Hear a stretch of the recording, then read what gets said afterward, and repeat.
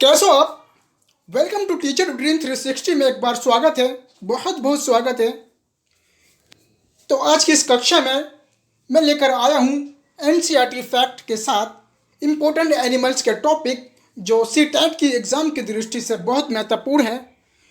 दोस्तों, इतने महत्वपूर्ण हैं सी टेट में अक्सर कोई ना कोई क्वेश्चन और किसी न किसी जानवर से आता ही है। अगर हमारी कक्षा आपको पसंद आए तो वीडियो को लाइक करें, चैनल को सब्सक्राइब करें और लास्ट में बेल आइकन को प्रेस करना ना भूलें ताकि हमारी कक्षा की आने वाली अपडेट आप तक पहुंच सके। तो चलिए बढ़ते हैं हम अपनी टॉपिक की ओर। दोस्तों, आपको स्क्रीन पर दिखाई दे रही होगी पिक्चर जिसमें स्लोथ उल्टा लटका हुआ दिखाई दे रहा है।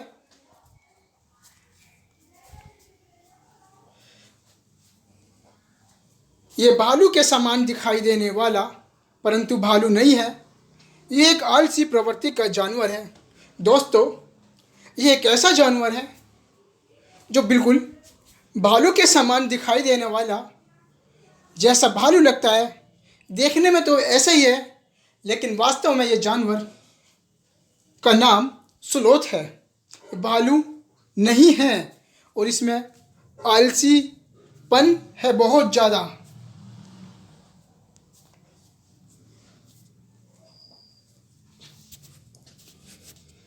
ये एक अपना पूरा जीवन एक ही वृक्ष पर उल्टा लटक कर बिताता है।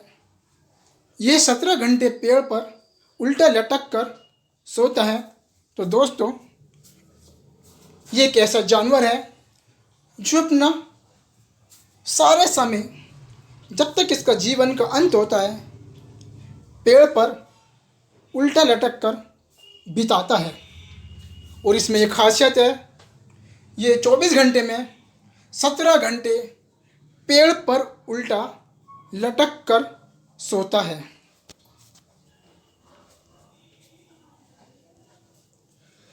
स्लोथ अमेरिका के जंगलों में पाया जाने वाला भालू के समान स्तनधारी है। ये पत्तियां खाते हैं। तो दोस्तों, ये एक ऐसा जानवर है जो अमेरिका के जंगलों में ही मिलता है।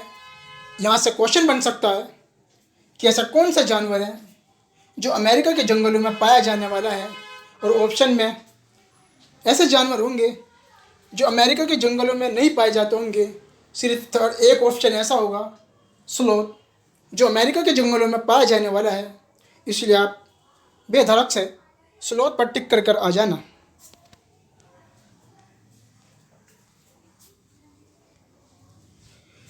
यह सप्ताह में एक बार शौच के लिए पेड़ से नीचे उतरता है।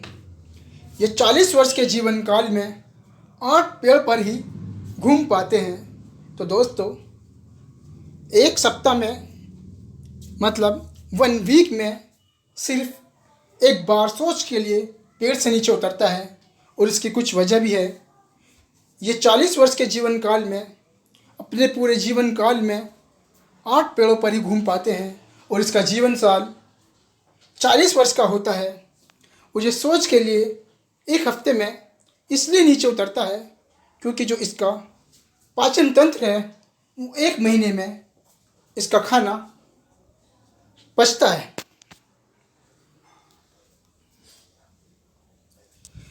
ये एक ऐसा प्राणी भी है जो एक बार में सिर्फ 30 ग्राम पत्तियां खाता है और उसे पचाने में 1 महीने तक का समय लग जाता है। तो दोस्तों, अभी मैंने ऊपर वाली स्लाइड में बताया था कि इसकी सोच एक हफ्ते में एक बार होती है। और इसकी कुछ वजह है जो एक बार होती है इसकी सोच। क्यों? क्योंकि उसकी जो पाचन तंत्र है, पाचन शक्ति है, खाने को पचाने का जो समय है वो 1 महीने में पचाता है। तो शायद यही वजह है इसकी जो सोच के लिए एक हफ्ते में एक बार उतरता है। दूसरा एनिमल से हमारा बाघ, जो सीटेट की एग्ज़ाम की दृष्टि से बहुत महत्वपूर्ण है। बाघ बाघ अंधेरे में हमसे 6 गुना बेहतर देख सकता है। बाघ गुर्राना 3 किलोमीटर तक सुना जा सकता है।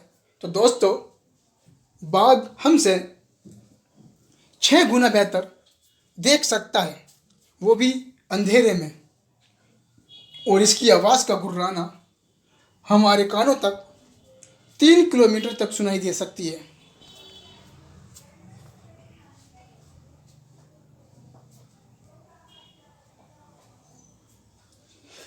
बाघ की मूंछें हवा में हुए कंपन को भांप लेती है, जो उसके शिकार करने तथा रास्ता खोजने में मदद करती है। तो दोस्तों, इसकी जो मूंछें होती हैं वो हवा में कंपन करने लगती हैं और रास्ता को खोजने में बाघ की मदद करती हैं।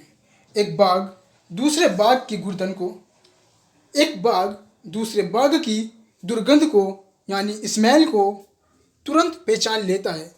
यानी अगर कोई जंगल में दूसरा बाघ आ रहा है तो उसकी दुर्गंध से ये पहचान लेता है कि दूसरा बाघ भी है, या उसकी मूत्र से भी पहचान लेता है कि उसकी मूत्र की जो दुर्गंध है उसको आ जाती है।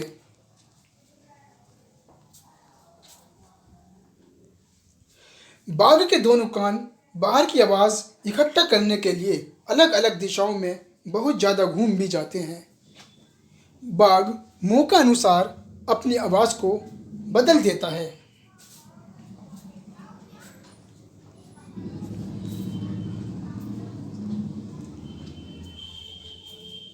थर्ड एनिमल्स हमारा हाथी। झुंड के साथ दिखाई दे रहे हैं हाथी आपकी स्क्रीन के सामने।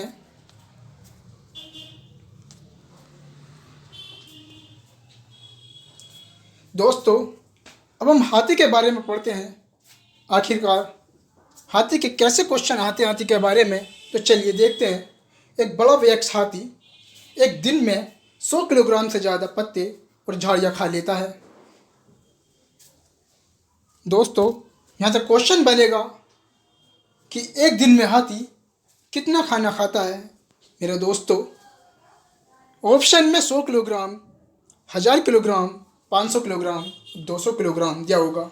दोस्तों, अगर आपने पढ़ कर गए होंगे या मेरी वीडियो देख कर गए होंगे तो आप आंसर लगा कर आएंगे 100 किलोग्राम, और आपका एक नंबर कोई माई का लाल नहीं काट सकता।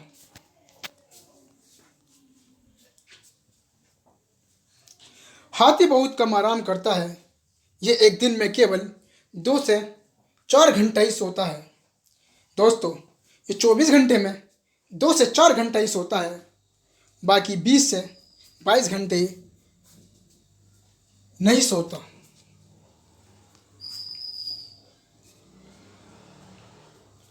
हाथी को पानी और कीचड़ से खेलना बहुत अच्छा लगता है, क्योंकि ऐसा करने से उसके शरीर को ठंडक मिलती है।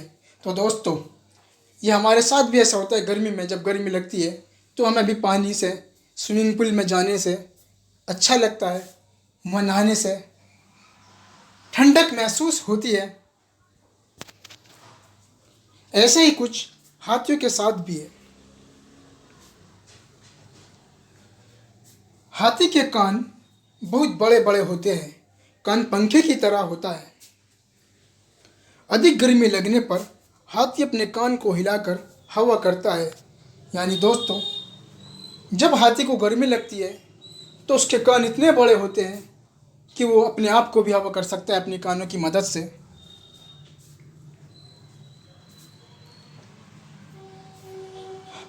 हाथियों के झुंड में केवल हथनियाँ और बच्चे ही रहते हैं। वयस्क हाथी झुंड में नहीं रहता। झुंड में कौन रहता है मेरे दोस्तों? तो मेरे दोस्तों, झुंड में केवल और केवल हथनियाँ और उनके बच्चे रहते हैं। वयस्क हाथी झुंड छोड़कर चला जाता है। हाथी के एक झुंड में 10 से 12 हथनियाँ और बच्चे होते हैं। यानी दोस्तों, हाथी के अपने ग्रुप में या हाथी के झुंड में 10 से 12 हथनियाँ और बच्चे होते हैं। यहाँ से भी क्वेश्चन बन सकता है दोस्तों।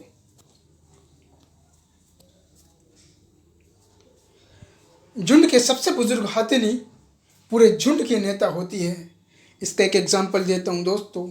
जब हमारे समाज में कोई बड़ा बुरा व्यक्ति होता है तो समाज के लोग उसके पास जाते हैं, अपनी बात रखते हैं और उनकी बात मानते हैं। क्यों? क्योंकि समाज में वो बड़ा है, तो इसलिए उसका आदर, सम्मान और उनको बड़ा मानते हैं। तो ऐसे कुछ हथनियों के और हाथियों के साथ भी है। जो झुंड के अंदर सबसे बड़ी बुजुर्ग हथनी होती है, वो उसकी रानी होती है, वो नेता होता है।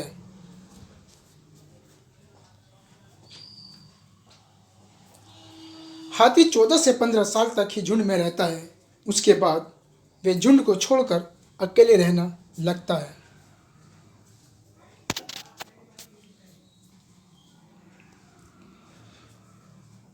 हमारा नेक्स्ट है मधुमक्खी पालन।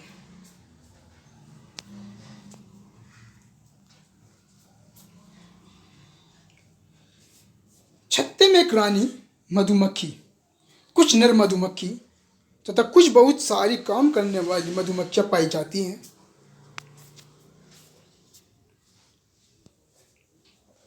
छत्ते में एक रानी मधुमक्खी, कुछ नर मधुमक्खी तथा बहुत सारी काम करने वाली मधुमक्खियां पाई जाती हैं। दोस्तों, यह डबल स्लाइड आ गई थी हमारी।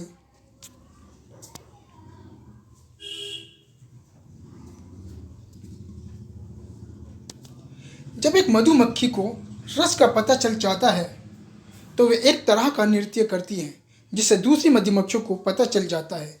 तो दोस्तों, यहाँ से हमें यह पता चलता है, जब मधुमक्खियों को रस का पता चल जाता है कि रस निकलने लग गया, तो वे एक तरह का नृत्य करती हैं। मतलब जितनी भी मधुमक्खियाँ होती हैं सब एक तरह का नाटक करती हैं या डांस करती हैं या जो भी उनकी एक्टिंग होती है वो करती हैं, ताकि दूसरी मधुमक्खियों को भी पता चल सके कि इसमें रस है।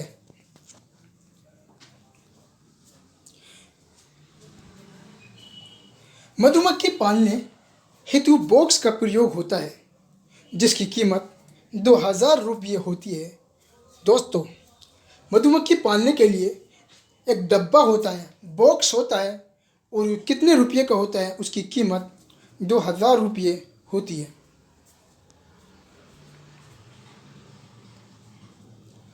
मधुमक्खी के डंक में फॉर्मिक अम्ल होता है। तो दोस्तों, मधुमक्खी के डंक में फॉर्मिक अम्ल होता है। यहाँ से क्वेश्चन बन सकता है या बनेगा कि मधुमक्खी के डंक में कौन सा अम्ल होता है?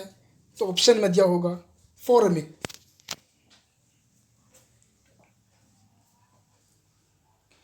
मधुमक्खी ज़्यादातर लीची के फूलों पर मंडराती रहती है। लीची के फूल फरवरी में खिलते हैं। दोस्तों, मधुमक्खी ज़्यादातर लीची के फूलों पर ही मंडराती रहती हैं और वो लीची के फूल फरवरी में खिलते हैं। कौन से फरवरी में? फरवरी में खिलते हैं।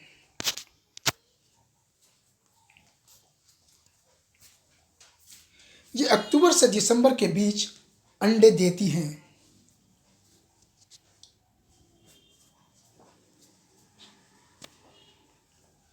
मधुमक्खी एक सामाजिक कीट है। इनमें एक नर और एक रानी मधुमक्खी होती है।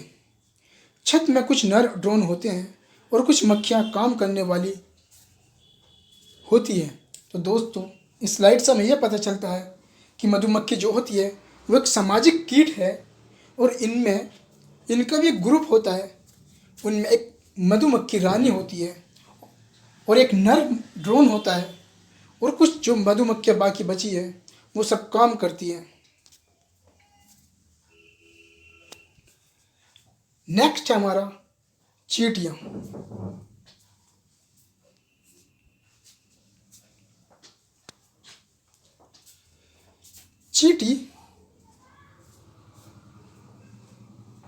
चींटी सिपाही बिल का ध्यान रखते हैं।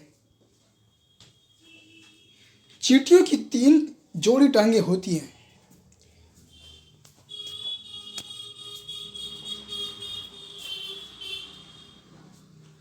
चींटियाँ, दीमक व ततैये भी समूह में रहते हैं। तो दोस्तों, यहाँ से क्वेश्चन बनेगा कि इनमें से कौन समूह में रहता है? 3 ऑप्शन दे देंगे सही और 1 ऑप्शन दे देंगे गलत, और फिर लास्ट में ऑप्शन देंगे 1 2 3 सही है या 1 2 सही है या ओनली 1 सही है। इस तरीके से क्वेश्चन बनकर आ सकता है।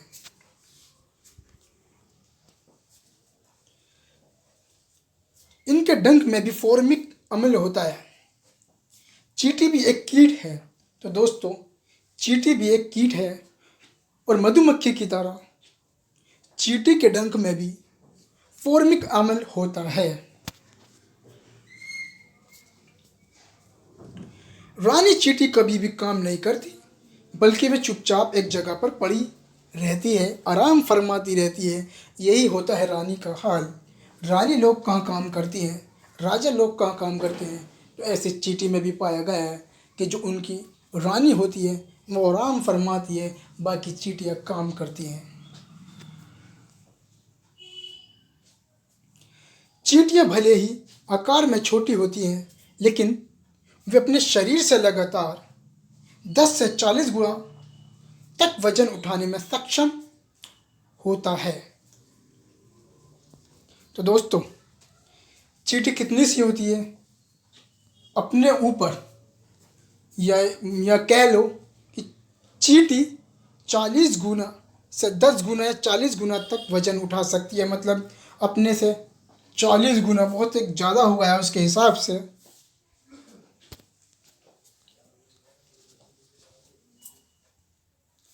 बुलेट चींटी, इनका डंक बहुत ही खतरनाक होता है और ये एक खतरनाक चींटियाँ है।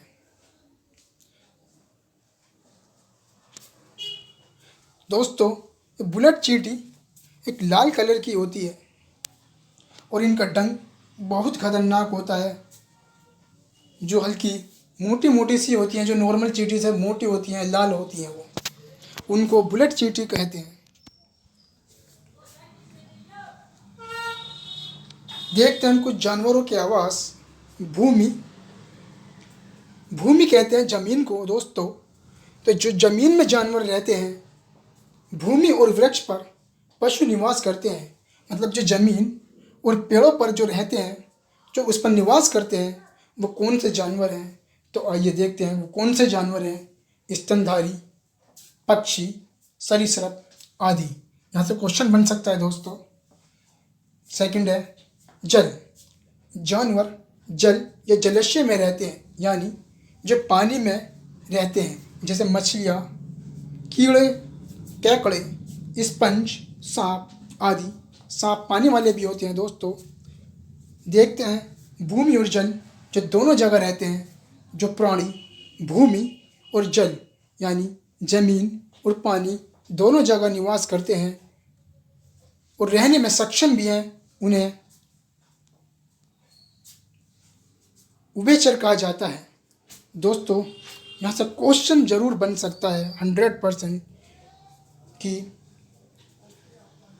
उभयचर किसे कहा जाता है। ऑप्शन में होगा भूमि और जल पर रहने वाले, जल में रहने वाले, या भूमि पर रहने वाले, या पेड़ पर रहने वाले। तो ऑप्शन हमारा करेक्ट होगा भूमि और जल पर रहने वाले।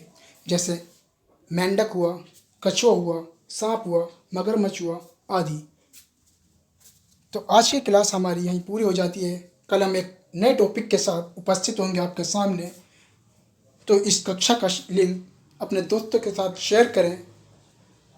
धन्यवाद। आपका दिन शुभ हो।